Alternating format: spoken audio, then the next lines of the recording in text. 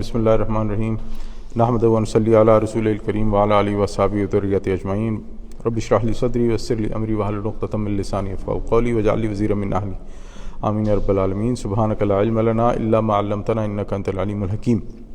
الحمدللہ ہم لوگوں نے سورہ بقرہ کی آیت نمبر 270 تک پڑھ لیا تھا۔ آج ہم لوگ انشاءاللہ 271 سے شروع کریں گے۔ بات چل رہی تھی اللہ تعالیٰ کے راستے میں خرچ کی، انفاق کی، تو بات کنٹینیو ہوتی ہے۔ اللہ تعالیٰ فرماتا ہے ان تبدوا الصدقات فنعما ہی، اگر تم صدقات کو اعلانیہ دو تو یہ بھی اچھا ہے، یعنی صدقات ظاہر کر کے دیں تو یہ اچھا ہے، اس لیے کہ کم از کم اس لیے کہ کم سے کم فقراء کا حق تو ادا ہو جائے گا اور کسی کی ضرورت تو پوری ہو جائے گی۔ وَإِن تُخْفُوهَا، اور اگر تم انہیں چھپاؤ، وَتُؤْتُوهَا الْفُقَرَاءَ فَهُوَ خَيْرٌ لَكُمْ، اور چپکے سے ضرورت مندوں کو دے دو تو یہ تمہارے لیے بہتر ہے۔ جو چھپا کے صدقات دینے ہیں اس کے بارے میں ہمیں بخاری کی ایک روایت ملتی ہے جس میں نبی صلی اللہ علیہ وسلم نے فرمایا کہ اللہ تعالیٰ جن لوگوں کو قیامت والے دن اپنے عرش کے سائے تلے جگہ دے گا، ان میں سے وہ لوگ بھی ہوں گے کہ جو ایسے صدقہ کرتے تھے گویا ان کے دائنے ہاتھ نے صدقہ کیا ہے تو ان کے بائیں ہاتھ کو بھی نہیں پتہ لگا، یعنی اتنی خاموشی سے، اتنی چپ چاپ۔ لیکن یہاں پر ہمیں ایک چیز سمجھنی چاہیے کہ یہ ہے صدقات نافلہ، جو ہم لوگ نفل کے صدقات، یعنی کہ جو کسی کی مدد کر دی بتائے بغیر، یہ اس کے لیے ہے۔ لیکن جو فرض ہے، مثلا جیسے زکوٰۃ وغیرہ دینی ہے اور یہ سب کچھ کرنا ہے، تو وہ پھر ہم نے اعلانیہ ہی کرنا ہے، اس میں جو ہے وہ کر دینا چاہیے۔ اگر ہم اوپن کر کے دیں گے تو اس سے یہ ہے کہ دوسرے لوگوں کی بھی ترغیب ہوتی ہے کہ یہ اچھا کام ہے، کرنا چاہیے۔ اور دوسری بات یہ بھی کہ اگر کہیں پر صدقہ دیتے ہوئے اس کو اوپن کرنا، اعلان کرنے سے زیادہ فائدہ ہے تو پھر ہمیں وہ کر دینا چاہیے تاکہ دوسرے لوگوں کو بھی ترغیب ہو کہ وہ اس کی طرف آئیں۔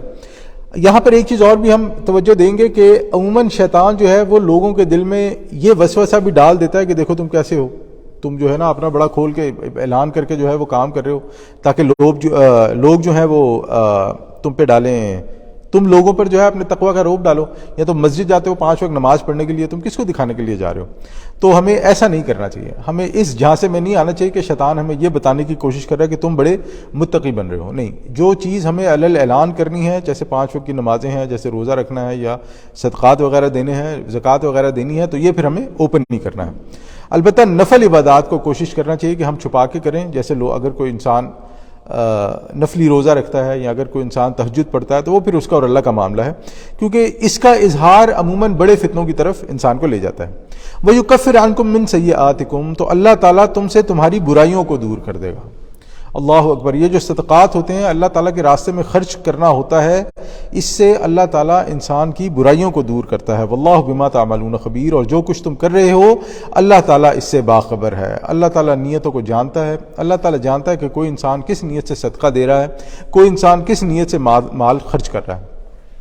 لیس علیک ھداھم، آپ کے ذمہ نہیں ہے کہ ان کو ہدایت دے دیں۔ نبی صلی اللہ علیہ وسلم کو اللہ تعالیٰ فرما رہا ہے کہ نبی صلی اللہ علیہ وسلم آپ پر ذمہ داری ہے تبلیغ کی، آپ نے لوگوں کو سمجھانا ہے، انہیں آپ کو بشیر اور نذیر بنا کر بھیجا گیا ہے تاکہ آپ لوگوں کے اندر صحیح اور غلط کی طلب پیدا کر سکیں، لوگوں کو صحیح اور غلط بتا سکیں۔ ہدایت کس کو دینی ہے؟ یہ کل کا کل اللہ کے ہاتھ میں۔ ہم لوگ کوشش کریں گے، ہم لوگ دعا کریں گے، ہم لوگ اپنی طرف سے جو کر سکتے ہیں وہ کریں گے۔ وَلَكِنَّ اللَّهَ يَهْدِي مَن يَشَاءُ، بلکہ اللہ تعالیٰ ہی ہدایت دیتا ہے جس کو چاہتا ہے، اور اللہ تعالیٰ ہدایت اس کو دیتا ہے جو ہدایت کا طالب ہو۔ ورنہ ہم دیکھتے ہیں کہ لوگ بڑے بڑے ہوتے ہیں جو قرآن پڑھتے ہیں لیکن قرآن سے انہیں ہدایت ملنے کی بجائے گمراہی مل جاتی ہے، حالانکہ اللہ کا کلام ہے۔ لیکن جس انسان کی نیت کے اندر کھوٹ ہوگا، جو انسان اللہ تعالیٰ سے ہدایت کا طالب ہی نہیں ہوگا، پھر ہدایت اس کے حصے میں نہیں آ سکتی۔ یہ بالکل ایسے ہی ہے کہ اگر ہم یہ سمجھیں کہ کہیں پر جو ہے بورڈ لگا ہو کہ اگر خدا نہ خواستہ کہیں آگ لگ جائے تو آگ لگنے کی صورت میں آپ نے یہ کام کرنے ہیں۔ اب وہ جنہوں نے یہ بورڈ لگایا ہے وہ یہ چاہتے ہیں کہ آگ خدا نہ خواستہ کہیں لگ جائے تو اس کی صورت میں لوگوں کی جان بچ جائے، اور اگر کوئی شخص یہ سمجھے کہ یہ ہدایت تو ایسی فضول ہے، میں وہ کروں گا جو میرا دل چاہتا ہے، تو وہ تو اپنے لیے بھی نقصان کرے گا اور ہو سکتا ہے دوسروں کے لیے بھی جو ہے وہ بڑے نقصان کا باعث بنے۔ تو یہ ایسی ہی چیز ہے، ملتا جلتا معاملہ ہے کہ اللہ تعالیٰ نے جو ہدایات دی ہیں اگر انسان اس نیت سے ان پر عمل کرتا ہے کہ یہ میری ہدایت کا سبب ہے تو انشاءاللہ اللہ تعالیٰ اسے ہدایت دے گا۔ وَمَا تُنْفِقُوا مِنْ خَيْرٍ فَلِأَنفُسِكُمْ، اور جو بھی مال تم خرچ کرو گے وہ تمہارے اپنے لیے بہتر ہے۔ جیسے ہم پہلے بھی بات کر چکے ہیں کہ اللہ تعالیٰ کو ہماری ضرورت نہیں ہے۔ اگر اس دنیا کے سارے انسان اور جن اور چرند اور پرند اور سارے مل کے جتنے بھی جن لوگوں میں بھی جان ہے، اگر وہ سارے مل کے اللہ تعالیٰ کی حمد کریں، ثنا کریں، اللہ تعالیٰ کی عبادت کریں، تو اللہ تعالیٰ کی شان میں کوئی رتی برابر بھی فرق نہیں پڑتا، زیادہ نہیں ہوتی۔ اور اسی طرح اگر یہ سارے مل کے اللہ تعالیٰ کی نافرمانی کریں نعوذ باللہ، تو اللہ تعالیٰ کی شان ایک رتی برابر بھی کم نہیں ہوتی۔ اللہ تعالیٰ ان ساری چیزوں سے آگے ہے۔ اس دنیا میں جو کچھ بھی ہے، قرآن میں جتنی بھی ہدایات ہیں وہ میرے اور آپ کے لیے ہیں، وہ ہماری خیر خواہی کے لیے ہیں، وہ ہماری بھلائی کے لیے ہیں۔ اگر ہم کریں گے تو وہ ہمارے لیے بہتر ہے، جس میں سے ایک مد خرچنا بھی ہے۔ تو اللہ تعالیٰ کے لیے ہم جو بھی خرچتے ہیں، اس کا اجر و ثواب بڑھا چڑھا کر اللہ تعالیٰ ہمیں ہی دے گا۔ اور جیسے ہم نے اس سے بات جو ہے وہ پہلے گزر چکی ہے کہ اگر کوئی 1 روپیہ خرچتا ہے یا ایک جو ہے وہ دانہ خرچتا ہے، تو اس کا اجر 700 کے برابر اللہ تعالیٰ دے گا، اور اللہ تعالیٰ چاہے تو اس سے زیادہ بھی کر دے۔ وَمَا تُنْفِقُونَ إِلَّا ابْتِغَاءَ وَجْهِ اللَّهِ، اور تم خرچ نہیں کرو گے مگر اللہ کی رضا جوئی کے لیے۔ یعنی اگر ہمارے خرچنے میں اللہ تعالیٰ کی رضا شامل نہیں ہے تو یہ گویا شرک اصغر ہے، ریاکاری ہے، دکھاوے کا کام ہے، اور دکھاوے کا کام جو ہے وہ پوشیدہ شرک میں آتا ہے۔ وَمَا تُنْفِقُوا مِنْ خَيْرٍ يُؤَفَّ إِلَيْكُمْ وَأَنْتُمْ لَا تُظْلَمُونَ، اور جو بھی مال تم خرچ کرو گے وہ تمہیں پورا پورا لوٹا دیا جائے گا اور تم پر کوئی ظلم نہیں کیا جائے گا۔ اللہ تعالیٰ کسی کی حق تلفی نہیں کرتا۔ ایک انسان جس نیت سے اور جس وجہ سے اللہ تعالیٰ کے راستے میں خرچ کرے گا، انشاءاللہ اللہ تعالیٰ اس کو نہ صرف یہ کہ اس کا پورا پورا بدلہ دے گا، بلکہ اس کو بڑھا کر دے گا۔ اب اس کے آگے جو اگلی آیت آ رہی ہے، آیت نمبر 273، اس میں اللہ تعالیٰ واضح کر رہا ہے کہ انفاق فی سبیل اللہ کا سب سے بڑھ کر حقدار کون ہے۔ انفاق فی سبیل اللہ، پہلے بھی بات گزر چکی ہے کہ ایک ہے کہ ہم لوگوں کے لیے خرچ کرتے ہیں، ایک ہے ہم اللہ کے دین کے لیے خرچ کرتے ہیں۔ تو جو اللہ کے دین کے لیے خرچ کرنا ہے وہ بڑا ضروری ہے۔ ہمارے یہاں عموماً اس چیز سے جو ہے لوگوں کی زیادہ نظر اس طرف نہیں ہوتی۔ لوگوں کا بھلا کرنا چاہتے ہیں، اللہ تعالیٰ کی مخلوق کا بھلا کرنا چاہتے ہیں، جانوروں کا بھلا کرنا چاہتے ہیں، لیکن جب اللہ تعالیٰ کے دین کے معاملے پر بات آتی ہے تو وہاں پر جو ہے نا انسان ذرا ہچکچاہٹ کا شکار ہو جاتا ہے۔ تو اللہ تعالیٰ فرماتا ہے للفقراء الذین احصروا فی سبیل اللہ، یہ ان ضرورت مندوں کے لیے ہے جو گھر کر رہ گئے ہیں۔ احصروا گھر جانا، گھر کر رہ گئے ہیں فی سبیل اللہ، اللہ تعالیٰ کی راہ میں۔ خیر آج کل تو ایسا شاید ہی کوئی ہو جو اپنے آپ کو دین کے لیے وقف کر دے، لیکن یہاں پہ اللہ تعالیٰ فرما رہا ہے کہ یہ ان لوگوں کے لیے ہے، یہ جو انفاق فی سبیل اللہ میں ان لوگوں کا بھی حصہ ہے جو اپنے آپ کو کل کا کل دین کے لیے وقف کر دیتے ہیں۔ آج کے زمانے میں جیسے میں نے کہا کہ آج کے زمانے میں تو کم ہی پایا جاتا ہے، لیکن آج کے زمانے میں بھی ہم دیکھ سکتے ہیں جو مدارس وغیرہ چلا رہے ہیں، جو مسجدوں میں فل ٹائم کام کر رہے ہیں، جن کی نیت ہی یہ ہے کہ وہ یہ کام اس لیے کریں کہ دین میں ضرورت ہے اس چیز کی۔ تو اللہ تعالیٰ تو آج کے ٹائم میں یہ ہوگا، نبی صلی اللہ علیہ وسلم کے ٹائم میں کون تھے؟ اصحاب صفہ، جزاکم اللہ خیر۔ تو مسجد نبوی میں اصحاب صفہ ہوتے تھے جو نبی صلی اللہ علیہ وسلم سے علم سیکھتے تھے۔ پھر اگر کہیں پہ معلم کی ضرورت ہوتی تھی تو وہاں پہ چلے جاتے تھے، کہیں پہ مبلغ کی ضرورت ہوتی تھی، دین و تبلیغ اور دعوت کی ضرورت ہوتی تو اللہ تعالیٰ انہیں وہاں بھیج دیتے تھے۔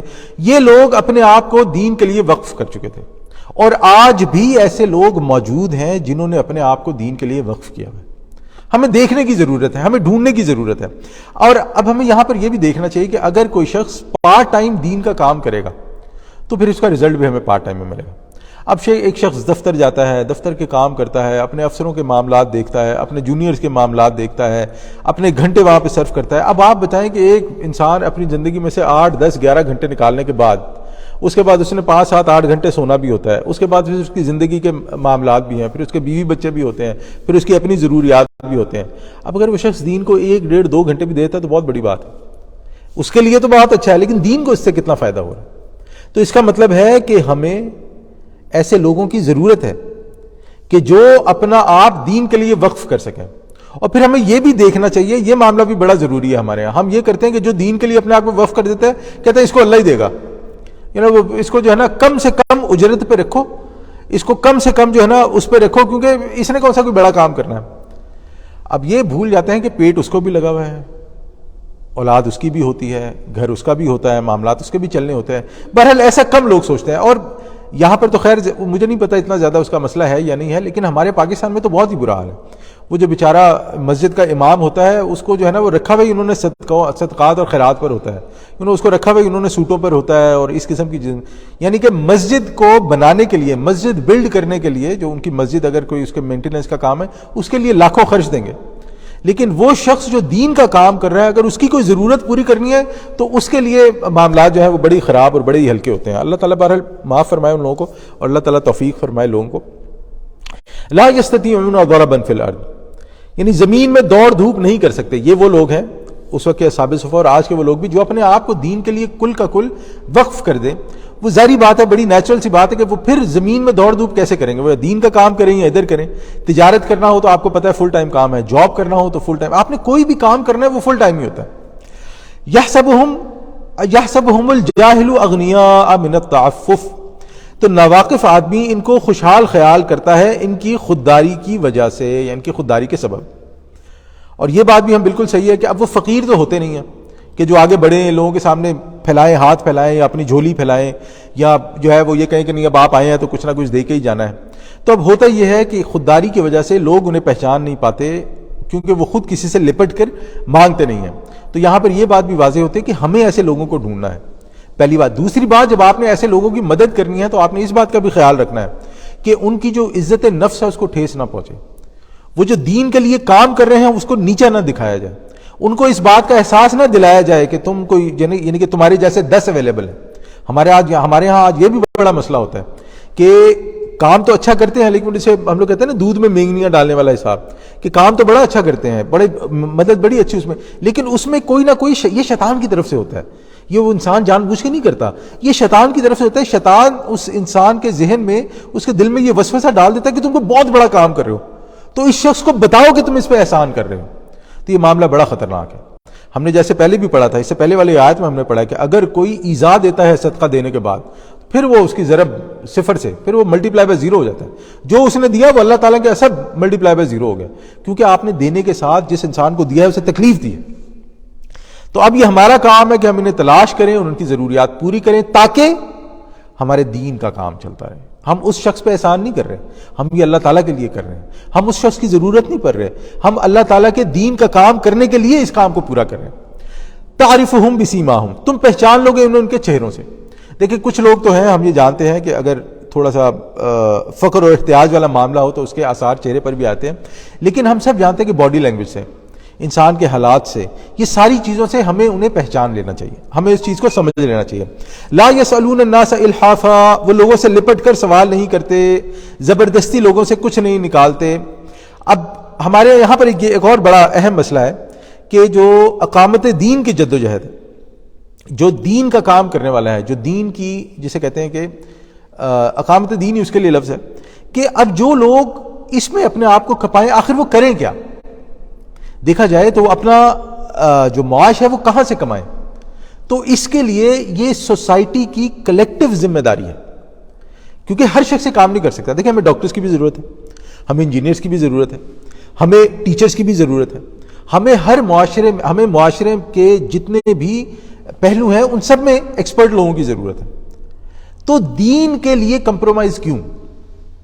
تو ہمیں دین میں بھی اسی طرح کے ذمہ دار لوگوں کی ضرورت ہے جو دین کا کام بھی کر سکیں. تو اب ہم یہاں پہ یہ دیکھنا ہوگا کہ جو ان کی بنیادی ضروریات ہیں اور جو ان کی دنیاوی ضروریات ہیں اس کو کلیکٹیولی مل کر پورا کیا جائے. پھر اس کے بعد اور یہ صحیح ہے، وما تنفقوا من خیر فإن اللہ بہ علیم، تو جو مال بھی تم خرچ کرو گے اللہ تعالیٰ اس کو خوب جانتا ہے. یعنی کہ جو بھی ہم لوگ کریں گے اللہ تعالیٰ کے ساتھ یہ تعاون ہے، اور جو اللہ تعالیٰ کے ساتھ تعاون کرتا ہے تو اللہ تعالیٰ اس کو کبھی بھی مایوس نہیں کرتا. اللہ تعالیٰ کا بدلہ پھر ملٹی پلائی بائی جو ہے نا وہ انسان کی سوچ ہی ہوتی ہے.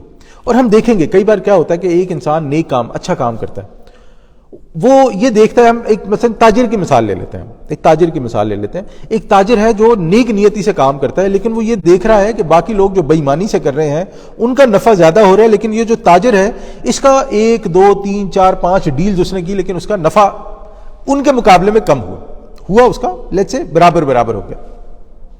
اب ہوتا یہ ہے کہ اللہ تعالیٰ ہو سکتا ہے یہ اللہ تعالیٰ کی طرف سے کوئی آزمائش ہو، اس کے 2 4 5 7 8 ڈیلز میں تو معاملہ بالکل برابر یا کچھ کم رہتا ہے، لیکن ہو سکتا ہے اس کی 9ویں یا 10ویں ڈیل ایسی ہو کہ وہ 50 ڈیلز کے برابر ہو جائے. اللہ تعالیٰ پورا کرنے والا ہے نا. اللہ تعالیٰ اپنے انسان کو کبھی مایوس نہیں کرتا، اللہ تعالیٰ اپنے بندے کو کبھی مایوس نہیں کرتا. شرط یہ ہے کہ انسان کی نیت صاف ہو، انسان کا اخلاص جو ہے نا، نیت اور اخلاص والا معاملہ جو ہے نا وہ اللہ تعالیٰ کے ساتھ صاف ہو۔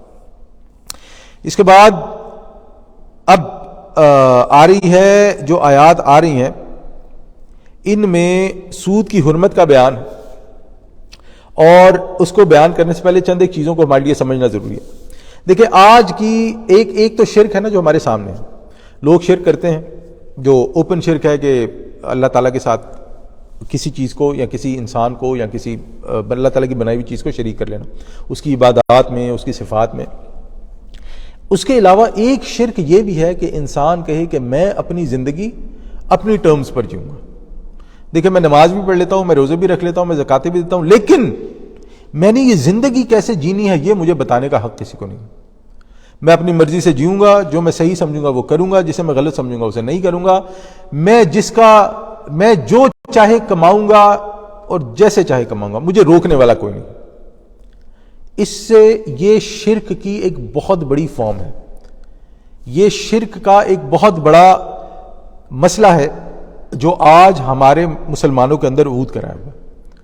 اس کا ایک دوسرا فارم کیا ہو گیا ہے آج کل؟ اس کا ایک دوسرا فارم یہ ہو گیا ہے عوامی حاکمیت، جسے ہم لوگ کہتے ہیں ڈیموکریسی، جو جنرل اپنی فارم میں ہے، کہ کچھ لوگ مل کر یہ فیصلہ کریں گے کہ ہم نے اپنے معاشرے کو کیسے چلانا ہے، اور اس میں وہ اس چیز کا لحاظ نہیں رکھیں گے کہ ہم نے اس میں کیا کرنا ہے۔ ایز لانگ ایز، دیکھیں یہاں پر ایک چیز سمجھنا ضروری ہے کہ ایز لانگ ایز ہم لوگ 5 7 8 10 لوگ مل کر ایک چیز کا فیصلہ کر رہے ہیں جو اللہ اور اس کے رسول کی خلاف نہیں جاتے ہیں، اس میں کوئی مسئلہ نہیں ہے۔ مطلب ہم لوگ یہاں پہ 10 لوگ موجود ہیں، ہم لوگ کہتے ہیں کہ جو ہم نے چائے پینی ہے یا شربت پینا ہے، تو 5 کہتے ہیں کہ شربت پینا ہے، 5 کہتے ہیں چائے پینا ہے، ہم کہتے ہیں نہیں، وہ جو 11واں بندہ کہتا ہے ایسا کرتے ہیں کہ ہم شربت ہی منگا لیتے ہیں، ہم کہتے ہیں 6 بندے شربت کہہ رہے ہیں تو چلو نو پرابلم۔ لیکن اگر یہ 10 کے 10 بندے مل کے کہیں کہ ہم نے کوئی حرام مشروب پینا ہے، یہ معاملہ اللہ تعالیٰ کے قابل قبول نہیں۔ ہم لوگ کسی بھی طرح اپنا سسٹم چلانا چاہیں، لیکن وہ سسٹم اللہ اور اس کے رسول کے احکامات کے تابع ہونا چاہیے۔ اگر وہ اس کے تابع نہیں ہے تو وہ کوئی بھی سسٹم ہے وہ اللہ تعالیٰ کے یہاں قبول نہیں۔ تو آج کی جو ایک بہت بڑی غیر اللہ کی آپ یہ سمجھے کہ حاکمیت کا تصور ہے، وہ ایک بہت بڑا مسئلہ ہے ہمارے یہاں۔ ہمارا مسلمانوں کا ایک بہت دوسرا بڑا مسئلہ یہ ہے، دوسرا کیا، اسی کا حصہ یہ ہے کہ ہمارا اب تمام کا تمام توکل جو ہے وہ مادے پر ہو چکا ہے، مٹیریلزم پہ ہو چکا ہے، کہ اگر میں جو ہے نا یہ کروں گا تب ہی یہ ہوگا۔ یعنی کہ جب تک میں دنیا کے پیچھے بھاگوں گا نہیں، جب تک جو ہے میں وہ کام نہیں کروں گا، یعنی کہ حلال اور حرام کی تمیز رکھے بغیر کام نہیں کروں گا، تب تک میرے معاملات حل نہیں ہوں گے۔ اب بہت ساری اور چیزیں ہیں، لیکن یہاں پر اللہ تعالیٰ نے جس چیز کی طرف اشارہ کیا ہے، جو آگے بات آ رہی ہے، جو اس وقت کے گناہوں اور بدعملی میں سب سے بڑا فتنہ ہے، وہ سود کا ہے۔ اب سود کیا ہے بیسیکلی، وہ آگے بات آئے گی۔ اب سود کی حرمت اللہ تعالیٰ نے بڑے اسٹریٹ فارورڈ 2 ٹوک انداز میں بیان کر دی، لیکن اللہ تعالیٰ نے اس کی حرمت بیان کرتے ہوئے کوئی بھی عقلی دلیل نہیں دی۔ اب ہم آگے چلیں گے جیسے جیسے بات ہوگی۔ الذین ينفقون اموالهم باللیل والنہار، جو لوگ اپنا مال خرچ کرتے ہیں رات کو بھی اور دن کو بھی، سرا وعلانیہ، خفیہ طور پر بھی اور اعلانیہ بھی، فلہم اجرہم عند ربہم، تو ان کے رب کے پاس ان کا اجر محفوظ ہے، ولا خوف علیہم، ان پر خوف نہیں ہوگا کوئی بھی، ولا ہم یحزنون، اور نہ ہی ان پر کوئی حزن طاری ہوگا۔ خوف کہتے ہیں کہ آگے میرے ساتھ کیا ہوگا، مجھے نہیں پتا میرے ساتھ آگے کیا ہونا ہے، اور حزن کہتے ہیں یا انسان کو غم ہوتا ہے اس چیز کا جو اس کے ساتھ پہلے بیت گئی ہو۔ تو جو اللہ تعالیٰ کے راستے میں خرچ کرتا ہے، اللہ تعالیٰ یہ فرما رہا ہے کہ جو پہلے ہو گیا آپ اس کی بھی فکر نہیں کرو، اور جو آگے آپ کے ساتھ ہونے والا ہے اللہ تعالیٰ اس کے لیے، یہاں پر یہ سمجھنا بڑا ضروری ہے۔ اب ہمارے یہاں پر یہ سمجھنا بڑا ضروری ہے کہ شیطان ہمارے دل میں جس چیز کی محبت سب سے زیادہ ڈالتا ہے وہ ہے یہ دنیا، اور اگر ہم دنیا میں دیکھیں تو دنیا میں جس چیز کی محبت سب سے زیادہ ہوتی ہے وہ ہوتی ہے ہماری جو میٹیریلزم، جو پیسہ ہے۔ آج کی دنیا میں پیسہ ہو گیا سونا چاندی گھر، یا آپ اس کو اور کسی بھی صورت میں دیکھ لیں۔ اب ہمارے دماغوں میں یہ بات گھر کر چکی ہے کہ ہمیں زیادہ سے زیادہ بچانا ہے، ہم لوگ کچھ بھی کریں ہمیں زیادہ سے زیادہ بچانا ہے، اگر ہم بچائیں گے نہیں تو ہم فقیر ہو جائیں گے، ہم غریب ہو جائیں گے۔ ہمیں کھانے کو ملے. یہ میں شیطان کی بات کر رہا ہوں کہ شیطان یہ انسانوں کے دل میں ڈالتا ہے کہ آپ فقیر ہو جاؤ گے, آپ غریب ہو جاؤ گے, آپ کا کچھ نہیں بچے گا, کل کو آپ اپنے بچوں کے در پہ رہ جاؤ گے, کل کو یہ ہو جائے گا, کل کو وہ ہو جائے گا. جبکہ اللہ تعالیٰ کیا کہتا ہے, وَيَسْأَلُونَكَ مَاذَا تُنْفِقُونَ. ہم نے آیت نمبر 219 میں پڑھا تھا کہ آپ سے پوچھتا ہے نبی صلی اللہ علیہ وسلم کتنا خرچ کریں, قُلِ الْعَفْوَ, تو فرما دیں کہ جو بھی ضرورت سے زائد ہے وہ خرچ کر دو. دیکھیں دو ٹوٹل اپوزٹ باتیں. شیطان کہتا ہے کہ جو ضرورت سے زیادہ بچا لو, اللہ تعالیٰ فرماتا ہے کہ جو ضرورت سے زیادہ ہے وہ خرچ کر دو. اب جب ہم انسان کی ذہنیت جب بچت کی طرف آ جاتی ہے تو بچت میں شیطان کا سب سے بڑا ٹول کیا ہے؟ بچت میں پھر شیطان کا سب سے بڑا ٹول ہے سود, انٹرسٹ. یہ سود جو ہے نا, اسے اگر ہم جنرلی دیکھیں نا تو یہ سود بیسیکلی معاشی اکانومک دہشت گردی ہے کہ اس کی وجہ سے غریب لوگوں کو ایکسپلائٹ کیا جاتا ہے. غریب لوگوں کا استحصال, جسے اردو میں نا بڑا بھاری ورڈ ہے, استحصال جو ہے نا وہ غریبوں کا کیا جاتا ہے. اب اللہ کے مقابلے میں خرچ کرنا ہے تو اللہ تعالیٰ کہتے ہیں دیکھو خرچ کرو, میں تمہیں پورا پورا بدلہ دوں گا, دنیا میں بھی ملے گا, آخرت میں بھی ملے گا. لیکن ضروری نہیں ہے کہ ادھر آپ نے خرچہ اور ادھر آپ کو مل گیا. سود والا کیا کہتا ہے؟ سود والا کہتا ہے دیکھو یہ مجھ سے ابھی لے لو اور 1 مہینے میں مجھے واپس کر دو, نقد کام, ابھی ہوگا, ایسے ہوگا, ایسے ہوگا. اب یہاں پر اللہ تعالیٰ بار بار اس چیز کی نفی کرتا ہے. یہاں پر سے مراد قرآن ہے. اللہ تعالیٰ بار بار کہتا ہے کہ دیکھو جو تم سود دے رہے ہو وہ کم ہوگا, مٹے گا, نیچے گرے گا. جو تم صدقات دے رہے ہو وہ زیادہ ہوں گے, بڑھیں گے, تمہیں اس کا فائدہ ہوگا. لیکن آج کا سسٹم جو بینک کے نیچے آ چکا ہے, بینک اٹ سیلف جو ہے نا ایک بہت بڑا, آپ کو پتہ ہے کہ بینک جو ہے وہ اٹ سیلف ایک بہت بڑا ٹول ہے. یعنی یہ مسلمانوں کا بنایا ہوا نہیں, یہ مسلمانوں کے پاس تو بالکل ڈفرینٹ ہے. یہ جو ہے نا یہ غیر مسلموں کا اور خاص طور پہ یہود کی طرف سے یہ بنایا گیا ہے بینکنگ سسٹم کہ جس میں لوگوں کی جتنی بھی سیونگز ہے, بچت ہے, وہ لے لی جاتی ہیں, اس کو اپنے لیے استعمال کیا جاتا ہے اور اس کا کچھ منافع جو ہے وہ دوسرے لوگوں کو بانٹ دیا جاتا ہے. لیکن وہ کس چیز کے لیے, اور یہ خیر یہ جو ہے نا جسے ہم کہتے ہیں کہ یہ اٹ سیلف سود جو ہے وہ اٹ سیلف ایک بہت بڑا ٹاپک ہے. لیکن ہوتا یہ ہے بہرحال آج کی بینکنگ سسٹم جو ہے وہ بڑی بڑی اسکیمیں نکالتے ہیں, سیونگ اسکیمز, فلانی اسکیم, ڈیمانی اسکیم, کہ جتنی بچت ہے وہ ہمیں دے دو, جو کچھ تم بچاؤ گے وہ ہمیں دو تاکہ ہم تمہیں اس پہ مزید منافع دے سکیں. ہاں جو تم نے اللہ کے لیے خرچ کرنا ہے, جو لوگوں کے لیے خرچ کرنا ہے, وہ پھر اللہ تو غفور رحیم ہے ہی, وہ تو پھر کچھ نہ کچھ ہو جائے. یا دوسرا معاملہ اس میں کیا ہوتا ہے, دوسرا معاملہ اس میں یہ ہوتا ہے جو بڑی خطرناک ذہنیت ہے, لوگ یہ سمجھتے ہیں کہ گناہ کرو کھل گئے, اوپن بک, جو دل کرتا ہے کرو, اس کے بعد اتنے پیسے اللہ تعالیٰ کے لیے نکال دو, کیونکہ اللہ تعالیٰ کہتا ہے کہ سود سے گناہ, صدقہ سے گناہ معاف ہوتے ہیں. انا للہ و انا الیہ راجعون. کتنا خطرناک معاملہ ہے کہ انسان نعوذ باللہ صدقے کو اپنے گناہوں کے کرنے کا ذریعہ بنا لے, یا انسان توبہ کی شرط پر گناہ کرے. اور علماء بیان فرماتے ہیں کہ اگر توبہ کی شرط پر گناہ کیا تو وہ قابل قبول نہیں ہے, یعنی کہ وہ توبہ جو ہے وہ قبول نہیں ہوگی اللہ تعالیٰ. اسی طرح اگر کوئی انسان صدقے کی شرط پہ گناہ کرتا ہے تو پھر اللہ تعالیٰ صدقہ بھی, یعنی یہ دھوکہ ہوا نا, یہ تو آپ اللہ تعالیٰ کو اوپن دھوکہ دے رہے ہیں. بہرحال تو اللہ تعالیٰ فرماتا ہے اب اس کے بعد یہ اللہ تعالیٰ نے بات کی انفاق کی, اس کے بعد اللہ تعالیٰ نے صدقات کی, اور ساتھ ہی اللہ تعالیٰ نے فرمایا الذین یأکلون الربا, جو لوگ سود کھاتے ہیں. ساتھ ہی اب اللہ تعالیٰ نے وارننگ دی, جو لوگ سود کھاتے ہیں لا یقومون الا کما یقوم الذین یتخبطہ الشیطان من المس, تو وہ نہیں کھڑے ہوتے مگر اس شخص کی طرح جس کو شیطان نے چھو کر مخبوط الحواس بنا دیا ہو. اچھا یہ بڑی انٹرسٹنگ بات ہے. آپ دیکھیں جس شخص کے اندر مال کی محبت ہوتی ہے نا, وہ نہایت ہی گھٹیا اور کمینہ شخص ہوتا ہے. ہو سکتا ہے اوپر سے نظر نہ آئے, اوپر سے بڑا اچھا ہوگا, ظاہری بات ہے, آپ آپ کھا پی رہے ہیں, بیٹھ اٹھ رہے ہیں تو آپ کو ایسے نظر آئے گا. لیکن جہاں پر مال کا معاملہ آئے گا نا, جہاں پر اس چیز کی بات آئی کہ یہاں پہ کیا لینا ہے کیا دینا ہے, میرا کتنا ہے, میرا کتنا فائدہ ہے, میرا, وہ ساتھ ہی جسے کہتے ہیں نا آنکھیں ماتھے پر, ساتھ ہی وہ کہے گا یہ اب مجھے نہیں پتا, تو میرے چاچے ہو, پھپھی ہو, تائی ہو, ممی, یہ مجھے نہیں پتا. اب مال کا معاملہ ہے, اس میں معاملہ میرے فائدے میں جائے گا تو میں کروں. اور آپ ایسے لوگوں کو دیکھیں گے کہ جب ایسے لوگوں کا نقصان ہوتا ہے نا تو وہ پاگل ہو جاتے ہیں, ان کا دماغ خراب ہو جاتا ہے. وہ جیسے اللہ تعالیٰ نے فرمایا نا کہ جیسے شیطان نے ان کو چھو کر مخبوط الحواس پاگل بنا دیا ہو.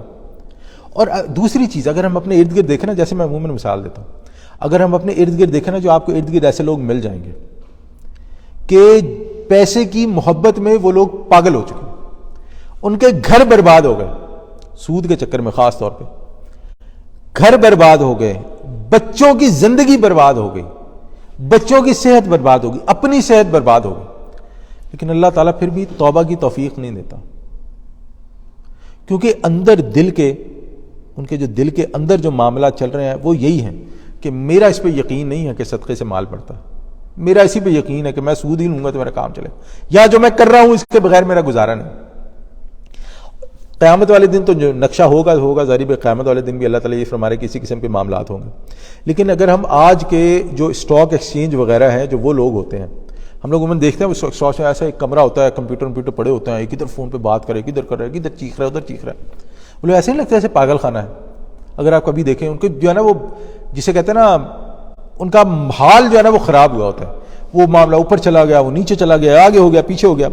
بہرحال اللہ تعالیٰ فرما رہا ہے کہ مخبوط الحواس لوگ ہو جائیں گے اگر یہ لوگ سود لینے سے باز نہیں آتے۔ ذالک بانہم، یہ اس لیے، قالوا، وہ کہتے ہیں، البیع مثل الربا، کہ جو بیع ہے، جو تجارت ہے، وہ بھی تو سود کی طرح ہے۔ دیکھیں یہ جو اللہ تعالیٰ نے آیت بیان کی ہے نا، اس میں ایک چیز ہمیں یہ بھی سمجھ آتی ہے کہ یہ جو سود کا کام کریں گے اسے صحیح سمجھتے ہیں۔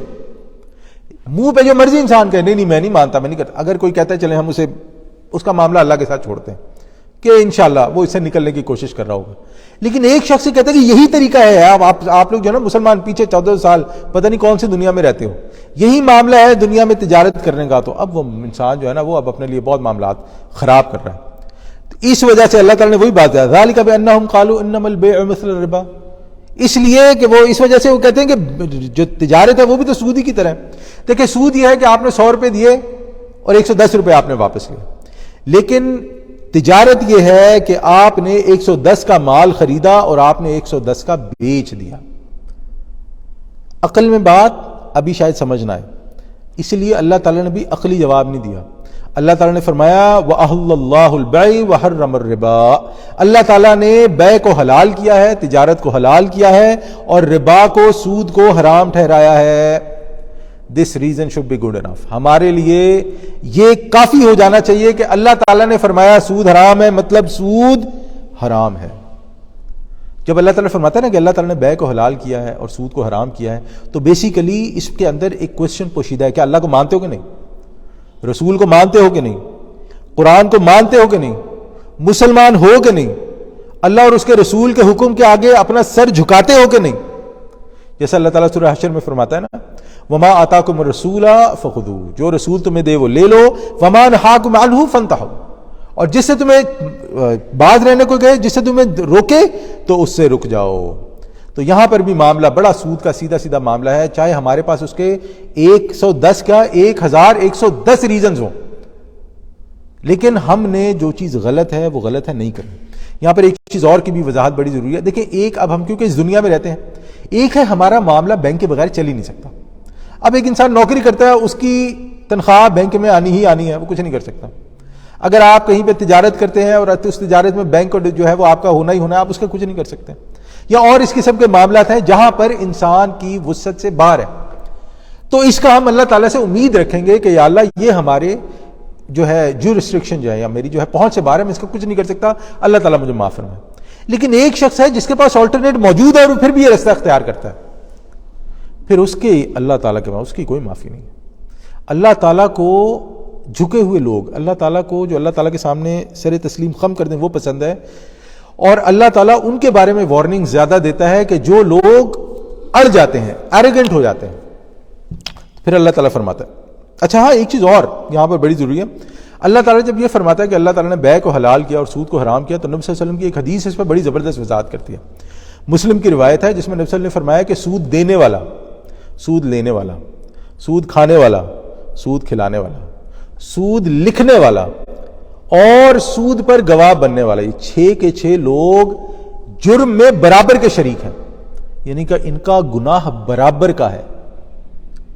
سوچیں کہ نبی صلی اللہ علیہ وسلم نے ایک ایک کا نام لے کر بتایا کہ یہ کتنا بڑا مسئلہ ہوگا، یعنی کتنا بڑا یہ ہمارے معاشرے میں کیوس پیدا کر دے گا، کتنا بڑا ہمارے معاشرے میں یہ فساد پیدا کر دے گا کہ اللہ کے نبی فرمایا کہ بھئی بعد آ جاؤ، اور نبی صلی اللہ علیہ وسلم نے بھی فرمایا ایک ایک کا نام لے کے دیکھو یہ سارے برابر. فمن جاءہ موعظۃ من ربہ، تو جس شخص کے پاس اس کے رب کی طرف سے نصیحت آ جائے، فانتہا فلہ ما سلف، اور وہ باز آ گیا تو جو کچھ وہ پہلے لے چکا وہ اس کا ہے. یعنی اب جو معاملات ہو گئے پھر وہ ہو گئے، اب اس کا کوئی نہیں ہے. اللہ تعالیٰ انشاءاللہ اس کا کوئی حساب کتاب نہیں لے گا، انشاءاللہ اللہ تعالیٰ اس پر کوئی گناہ نہیں کرے گا. وَأَمْرُهُ إِلَى اللَّهِ، اور اس کا معاملہ اللہ کے سپرد ہے. اچھا یہ بڑا ایک خوبصورت آیت اللہ نے فرمایا وَأَمْرُهُ إِلَى اللَّهِ، کہ اس کا معاملہ اللہ تعالیٰ کے سپرد ہے. یہاں پر بیسیکلی یہ دیکھا جائے گا، یعنی جب مجھے سمجھ میں آتی ہے ایک بات کہ اس کا معاملہ اللہ تعالیٰ کے سپرد ہے کہ وہ کس نیت سے کر رہا ہے.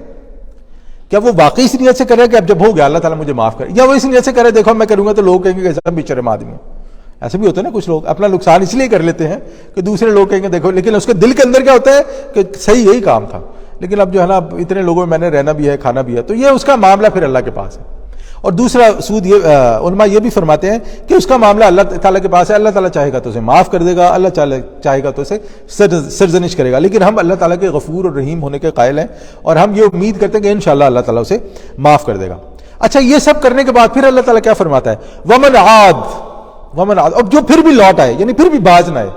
کچھ ہوتا ہے نا بے شرم اور ڈیٹ قسم کے لوگ، پھر بھی باز نہ آئے، فاولئک اصحاب النار، وہ ہیں جہنمی لوگ، ہم فیہا خالدون، وہ اس میں ہمیشہ رہیں گے. دیکھیں یہ جو ایروگنس ہے، جسے ہٹ دھرمی کہتے ہیں، جو اللہ تعالیٰ کے سامنے اکڑنا، یہ اللہ تعالیٰ کو بالکل پسند نہیں. غلطی ہو گئی توبہ کریں، دوسری بار غلطی ہوئی، دوسری بار 10 بار غلطی ہوگی، 10 بار، 1000 بار غلطی ہو گئی، 1000 بار توبہ کریں، اللہ تعالیٰ غفور رحیم ہے، انشاءاللہ اللہ تعالیٰ معاف کرنے والا ہے. لیکن جو شخص غلطی کر کے یہ کہے کہ میں تو کر رہا ہوں، جس نے جو میرا اکھاڑنا ہے اکھاڑ لے، اس کا معاملہ بہت سخت ہے. اللہ تعالیٰ ایسے لوگوں کے لیے بار بار کہتا ہے فاولئک اصحاب النار، یہ ہیں جہنمی لوگ، یہ ہیں جو جہنم میں جانے والے ہیں. تو ہمیں پھر میں بار بار وہی کہہ رہا ہوں کہ ہر انسان غلطی کا پتلا ہے، غلطیاں ہوتی ہیں، گناہ ہوتے ہیں، کمزور ہیں، اللہ تعالیٰ ہمیں معاف کریں. اکڑ نہیں پیدا ہونی چاہیے، وہ چاہے تقوی کی اکڑ ہو، وہ چاہے پیسے کی اکڑ ہو، وہ چاہے پوزیشن کی اکڑ ہو، کوئی بھی اکڑ نہیں انسان کے اندر پیدا ہونی چاہیے. پھر اللہ تعالیٰ فرماتا ہے یمحق اللہ الربا، اللہ تعالیٰ سود کو مٹاتا ہے، کم کرتا ہے، ویربی الصدقات، اور صدقات کو بڑھاتا ہے، اونچا کرتا ہے. دیکھیں یہ نا ایمان کا معاملہ ہے، اور اگر کوئی شخص اپنے ایمان کو مزید بڑھانا چاہتا ہے تو اپنے ارد گرد ان لوگوں کا حال دیکھ لے جو سود میں ڈیل کرتے ہیں. سامنے سے ہو سکتا ہے ہمیں بڑے اچھے نظر ہیں، بڑے صاف ستھرے، بڑے اچھے وہ نظر ہیں، لیکن جب ہم ان کے اندر کے معاملات دیکھیں گے تو میاں بیوی میں ناچاکی، بچوں میں ناچاکی، اولاد نافرمان، بیوی نافرمان یا ہسبینڈ نافرمان، ایک دوسرے کے ساتھ فیئر نہیں ہے، گناہوں کے رستے پہ چلتے ہیں، لوگوں کے سامنے بڑی اچھی زبردست رہیں گے، ہو یہ میرا فلانا ہے، یہ میرا ڈھمانا ہے، ہم یہ بھی ہیں، لیکن اندر کے معاملات ایسے خوفناک ہوتے ہیں کہ انا للہ و انا الیہ راجعون، اللہ تعالیٰ معاف فرمائے. تو یہ یاد رکھیں کہ جو شخص سود میں ڈیل کرتا ہے، وہ چاہے کتنا بھی اپنے آپ کو متقی دکھا رہا ہے، مومن دکھا رہا ہے، لیکن اگر وہ اس سے نکلنے کی کوشش نہیں کر رہا ہے، اس کا معاملہ یہ ہو ہی نہیں سکتا ہے کہ صحیح ہو، یہ ہو ہی نہیں سکتا ہے کہ کوئی اللہ تعالیٰ کی نافرمانی کرے اور وہ کہ اسے سکون مل جائے. نہیں ہو سکتا، نہیں ہو سکتا. میں اسی پر جو ہے نا وہ اتفاق کروں گا. اس کے برعکس صدقات کا معاملہ یہ ہے کہ جو صدقات جو اللہ تعالیٰ کے راستے میں خرچتا ہے، اللہ تعالیٰ کی خوشنودی کے لیے، اللہ تعالیٰ کی رضا کے لیے، اپنے اللہ تعالیٰ کے پاس اجر کے لیے، اپنی اس دنیا کے لیے، اپنی اس آخرت کے لیے، ہو سکتا ہے دکھنے میں ہمیں یہ نظر آئے کہ یہ لوگ بڑے پورے ہیں، لیکن ان کے گھر میں سکون ہوگا، ان کے گھر میں ایک دوسرے کی عزت ہوگی، ان کے بچے ان کے فرما بردار ہوں گے. اللہ تعالیٰ نے ان کے چھوٹے سے گھر میں اربوں کی برکت دی ہوگی، کروڑوں کی برکت دی ہوگی. اور اگر کوئی ان سے پوچھے گا، یعنی دوسرے باہر سے دیکھنے والے حیران ہوں گے، وہ یہ رہتے کیسے ہیں، ان کا چلتا کیسے ہیں، لیکن جب آپ ان سے پوچھیں گے وہ کہیں گے ہمیں اللہ تعالیٰ نے کسی چیز کی کمی نہیں کی ہوئی.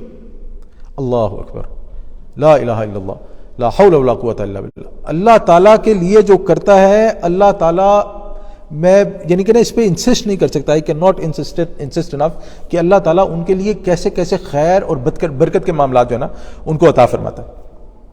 واللہ لا يحب كل کفار اثیم، اللہ تعالیٰ کسی ناشکرے اور گنہگار کو پسند نہیں کرتا. ساری بات ہے، ہرگز پسند نہیں کرتا. اس کو اللہ تعالیٰ فرماتا ہے ان الذین آمنوا. اب یہاں پہ نا اللہ تعالیٰ 4 چیزیں گنوا رہا ہے، اب یہ ہمارے لیے سمجھنا بڑا ضروری ہے. ان الذین آمنوا وعملوا الصالحات وَأَقَامُوا الصَّلَاةَ وَآتَوُا الزَّكَاةَ، جو ایمان لے کے آیا، جس نے عمل صالح کیا، نیک عمل کیے، جنہوں نے نماز قائم کی اور جو زکوٰۃ ادا کرتے ہیں، کیا ہے؟ لَهُمْ أَجْرُهُمْ عِنْدَ رَبِّهِمْ، اللہ تعالیٰ کے پاس ان کا اجر محفوظ ہے، نیک اعمال۔ لیکن یہاں پر ہمارے لیے اس میں ایک چیز جو پوشیدہ ہے وہ یہ ہے کہ یہ نیک اعمال کرنے کے ساتھ ساتھ جو حرام کام ہے، جو حرام انسان کر رہا ہے، اس کو چھوڑنا ہے۔ یہ یاد رکھیں گے، ہم لوگ اس بات کو سمجھیں گے کہ صرف نیک اعمال کافی نہیں ہے جب تک انسان غلط اور برے کاموں کو نہ چھوڑے یا اس کا تہیہ نہ ہو۔ یا دیکھیں میں بار بار کہہ رہا ہوں، ایک ہے کہ انسان غلطی کرتا ہے، گناہ کرتا ہے، اس پہ شرمندہ ہوتا ہے، اگر کوئی غلط کام کرے تو چھپا کے کرے، سے پتہ ہے یہ غلط ہے۔ لیکن ایک ہے کہ آپ، یعنی کہ میں اس کی ایک مثال، نام نہیں لینا چاہتا، آپ کو پتہ ہے ہمارے پاکستان میں ایک علاقہ ہے جہاں پہ لوگوں کی اتنی لمبی لمبی داڑیاں ہوتی ہیں، نماز کا ٹائم ہوتا ہے تو فجر سے لے کے عشاء کی نماز تک مسجدیں بھری ہوتی ہیں، لیکن اگر آپ ان سے پوچھیں کہ کام کیا کرتے ہو تو وہ کہیں گے سود کا کام کرتے ہیں۔ کام کیا کرتے ہو تو وہ کہیں گے جی ہم جو ہے نا وہ ڈرگس کا کام کرتے ہیں، وہ کیا ہوتا ہے ڈرگس کو، وہ منشیات بیچتے ہیں۔ کام کیا کرتے ہو جی ہم ویپنز کا کام کرتے ہیں، وہ اسلحے کا کام کرتے ہیں۔ انا للہ۔ اور ان سے پوچھو کیوں کرتے ہو تم اتنی لمبی داڑھی، نماز تم 5 وقت کی پڑھتے ہو، حج تم کرنے جاتے ہو، اور تم کہتے ہو، وہ کہیں گے دیکھو وہ ہمارا دین ہے، یہ ہماری دنیا ہے، ہمیں نہ بتاؤ دین اور دنیا کیسے مکس۔ میں آپ کو بلکہ مجھے وہ واقعہ امپورٹنٹ بات ہے، ہمارے ایک واقعہ ہوا کہ پاکستان میں ہمارے ایک جاننے والے کا کوئی شخص اغوا ہو گیا۔ اب انہوں نے کہا کہ ہمیں اتنے رقم چاہیے، جو بھی چاہیے نا، تو بہرحال انہوں نے اتنی رقم کا ارینج کرنا تھا اور وہ کچھ ڈیلے ہو گیا۔ اب انہیں جس نے فون کیا نا، اس نے فون کر کے پتہ کیا کہا، اس نے کہا دیکھو تم جلدی کرو، ہمارے لیے رقم کا انتظام جو ہم نے دینی ہے، کیونکہ کہ ہم نے رقم جو ہے فلانی جگہ پہ صدقہ کرنی ہے۔ کیا بولے بندہ؟ کیا آپ دیکھیں، یعنی یہ میں کوئی یہ میں بتا رہا ہوں میرے فلانے کے یہ میں آپ کو بتا رہا ہوں کہ میرے سامنے کی بات ہے۔ یعنی کہ آپ دیکھیں کہ یہ آج کا معاملہ ہو چکا ہے کہ ان الذین آمنوا وعملوا الصالحات واقاموا الصلاۃ، اب یہ کام وہ سارے کر رہے تھے کہ نہیں؟ یعنی جو منشیات کا بزنس کر رہا ہے، جو اسلحے کا بزنس کر رہا ہے، جو غیر قانونی کام کر رہا ہے، اتنی لمبی داڑھی رکھی ہے، نماز بھی پڑھتا ہے، زکات حج کرنے جاتا ہے، وہ یہ چاروں کام کر رہا ہے نا، تو کیا اس کے لیے بھی ہم کہیں گے لہم اجرہم عند ربہم؟ ہاں بالکل۔ یہ یعنی کہ اسی لیے ہمارے لیے یہ سمجھنا بہت ضروری ہے کہ ہم جو بھی نیک کام کریں، جو بھی نیک عمل کریں، اگر ہم حرام کو نہیں چھوڑتے ہیں تو پھر اللہ تعالیٰ کے ہاں معاملہ بہت خراب ہے۔ تو پھر اللہ تعالیٰ فرماتا ہے کہ اگر کوئی شخص یہ بھی کام کرتا ہے اور اس کے ساتھ ساتھ حرام کو بھی چھوڑ دیتا ہے، ولا خوف علیہم ولا ہم یحزنون، تو پھر جو اس کے ساتھ ہو گیا نا، اس کو اس کا خوف کرنا چاہیے، جو اس کے ساتھ ہونے والا ہے اس کو نہ اس کا خوف کرنا چاہیے، اور اگر اس سے کوئی غلطی ہو بھی گئی ہے، اس نے کوئی کام غلط کر بھی لیا تھا، اس نے توبہ کیا اس کی، اور وہ اس بات پر انشاءاللہ اطمینان کے اندر نہیں کرے گا، تو انشاءاللہ نہ اس کے لیے کوئی خوف ہے اور نہ کوئی غم ہے۔ اور پھر اس کے بعد اللہ تعالیٰ فرماتا ہے یا ایھا الذین آمنوا، اے ایمان والو، اتقوا اللہ، اللہ تعالیٰ کا تقوی اختیار کرو، ایسے کاموں سے بچو جس سے اللہ تعالیٰ ناراض ہوتا ہے۔ اور پھر کیا فرمایا، وَذَرُوا مَا بَقِيَ مِنَ الرِّبَا، اور جو کچھ سود میں باقی رہ گیا ہے، وَذَرُوا مَا بَقِيَ مِنَ الرِّبَا، اسے چھوڑ دو، فیصلہ کر لو، اس بات کا پکا تہیہ کر لو کہ تم نے یہ کرنا ہے۔ ان کنتم مؤمنین، اگر تم ایمان والے ہو، یہ ایمان کا ٹیسٹ ہے، اگر ایمان والے ہو تو سود چھوڑنا پڑے گا۔ فَإِن لَمْ تَفْعَلُوا، اور اگر تم یہ نہیں کرتے ہو پھر کیا ہے، فَأَذَنُوا بِحَرْبٍ مِّنَ اللَّهِ وَرَسُولِهِ، تو خبردار ہو جاؤ، تو اللہ اور اس کے رسول کی طرف سے پھر تمہارے خلاف اعلان جنگ ہے۔ اِنَّا لِلَّهِ وَإِنَّا إِلَيْهِ، یعنی کہ اگر کوئی اللہ اور اس کے رسول کے خلاف جاتے ہوئے سود کا کام کر رہا ہے تو اللہ اور اس کے رسول نے اس کے خلاف اعلان جنگ کر دیا۔ اور جنگ میں کیا ہوتا ہے؟ جنگ میں یہ ہوتا ہے کہ اس شخص کا مال بھی حلال، اس کی جان بھی حلال، اس کے جو بچ گیا وہ بھی حلال، اس کے گھر، پھر اس جنگ میں تو آپ کو پتہ ہے پھر کیا ہوتا ہے، جنگ میں تو پھر کوئی معافی نہیں ہوتی۔ تو اللہ تعالیٰ نے اتنی بڑی بات کہہ دی، اور یہ سوائے سود کے اور کسی پر نہیں آئی۔ یہ اگر ہم قرآن میں دیکھیں تو اتنا، جسے کہتے ہیں نا خوفناک وارننگ جو ہے نا، اللہ تعالیٰ نے سود کے علاوہ کسی کے لیے نہیں دی۔ وَإِن تُبْتُمْ، اور اگر تم توبہ کر لو، اللہ اکبر، دیکھیں اللہ تعالیٰ بار بار اس کی طرف توجہ دلاتا ہے، وَإِن تُبْتُمْ اگر تم توبہ کر لو فَلَكُمْ رُؤُوسُ أَمْوَالِكُمْ تو پھر اصل اموال تمہارے ہیں. دیکھیں اللہ تعالیٰ کو کوئی شوق نہیں ہے, اللہ تعالیٰ نعوذ باللہ کو سیڈسٹ نہیں ہے کہ جو تکلیف دے کے خوش ہوتا ہو. اللہ تعالیٰ کہتا نہیں بھائی توبہ کر لی, لوٹ آئے واپس اپنی جگہ پہ, تمہیں احساس ہو گیا تم نے غلطی کیا, ٹھیک ہے, جو معاف ہو گیا وہ معاف ہو گیا, اب جو تمہارے مال ہیں وہ تمہیں لوٹا دیے جائیں گے. لا تظلمون ولا تظلمون, نہ تم ظلم کرو نہ تم پہ ظلم کیا جائے گا. یعنی اللہ تعالیٰ جو ہے وہ نہ ظلم کو پسند کرتا ہے اور نہ ہی جو ہے, ایک بار پھر سے میں ریفریز کروں گا کہ نہ تم کسی پر ظلم کرو کہ اس سے سود وصول کرو, اور نہ ہی تم پر ظلم کیا جائے گا کہ جو تمہارا اصل مال ہے وہ بھی دبا لیا جائے. تو میں ایسا کرتے ہیں آج کی بات ہم یہیں تک رکھتے ہیں, کیونکہ اس کے آگے جو ہے پھر قرض کا معاملہ شروع ہو رہا ہے. تو اللہ تعالیٰ سے دعا ہے کہ جو بھی ہم نے پڑھا, جو بھی ہم نے سنا, اللہ تعالیٰ اس پہ عمل کرنے کی, اس کو سمجھنے کی توفیق عطا فرمائے. اللہ تعالیٰ قرآن کو ہمارے دلوں کا نور بنا دے, اللہ تعالیٰ اس قرآن کو ہمارے لیے ہدایت کا ذریعہ بنا دے, اللہ تعالیٰ رسول اللہ صلی اللہ علیہ وسلم کی سنت پہ چلنے والا بنا دے, اللہ تعالیٰ رسول اللہ صلی اللہ علیہ وسلم کی زندگی کو سمجھنے والا بنا دے, اللہ تعالیٰ دین کو سمجھنے والا اور سمجھانے والا بنا دے. اللہ تعالیٰ ہمارے تمام مشکلات پریشانیوں کو دور فرمائے, اللہ تعالیٰ ہمارے معاملات کو اللہ تعالیٰ درست فرمائے, اللہ تعالیٰ ہم میں سے جو بیمار ہیں ان کو صحت عطا فرمائے, عافیت عطا فرمائے, اللہ تعالیٰ ہم میں سے جو کسی بھی قسم کی مشکل میں گرفتار ہیں اللہ تعالیٰ ان کے وہ مشکلیں دور فرمائے. جس کو بھی اگر کوئی اولاد کا مسئلہ ہے, کوئی اپنے خاندان کا مسئلہ ہے, کوئی بیوی کو ہسبینڈ کا ہے, ہسبینڈ کو بیوی کا مسئلہ ہے, اللہ تعالیٰ ان سب کے مسائل کو دور فرمائے انشاءاللہ. اور اللہ تعالیٰ ہم میں سے جتنے بھی ہمارے عزیز اقربا فوت ہو گئے ہیں اللہ تعالیٰ ان سب کی بخشش فرمائے, اللہ تعالیٰ ان کے گناہوں کو معاف فرمائے, اللہ تعالیٰ ان کی نیکیوں کو زیادہ کر کے قبول فرمائے انشاءاللہ, اور اللہ تعالیٰ ہمیں ان کے لیے صدقہ جاریہ بننے کی توفیق. وآخر دعوانا ان الحمد للہ رب العالمین.